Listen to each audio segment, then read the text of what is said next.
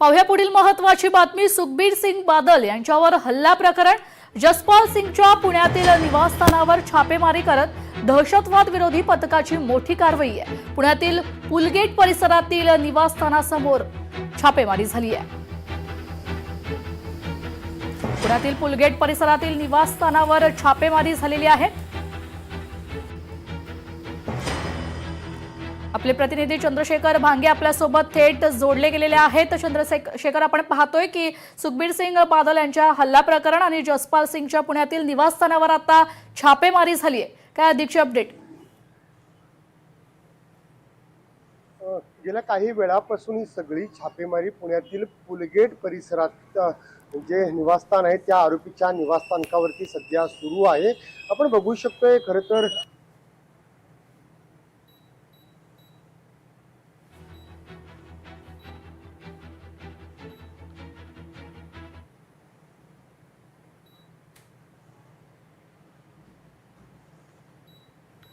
आपण या ठिकाणी बघतो की त्याच्या सगळ्या या विज्युअल आपल्याला मी दाखवत आहे।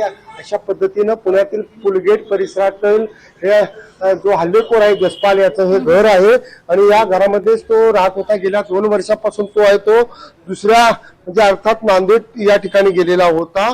मोठ्या प्रमाणात त्या ठिकाणी एटीएसचं पथक जे आहे ते आलेलं होतं आणि या पथकाने या ठिकाणी येऊन सगळी माहिती जी आहे ती घेतलेली आहे। जसपाल सिंग होला मोहल्ला नावाचं जे न्यूज पेपर आहे त्या न्यूज पेपरचा संपादक म्हणून सुद्धा काम करत होता। आज दुपारी नांदेडमध्ये अकाली शिरोमणी दलाचे जे प्रमुख आहेत सुखबीर सिंग बादल यांच्यावरती हल्ला झाला आणि या हल्ल्यानंतर आपण बघू शकतो की देशभरामध्ये मोठी खळबळ उडालेली आहे आणि खबरदारी म्हणून दहशतवाद विरोधी पथक अर्थात एटीएस हे जे पुणे एटीएसचं पथक आहे या पुणे एटीएसच्या पथकाने या ठिकाणी छापेमारी केलेली आहे। छाप्यामध्ये अनेक चौकशा ज्या आहेत ते पुणे एटीएस कडून केल्या जात असल्याची सुद्धा माहिती आहे। एकंदरीत हा हल्ला नेमका कोणत्या कारणासाठी झाला होता हे सुद्धा त्याचं कारण अद्याप समजलेलं नाही।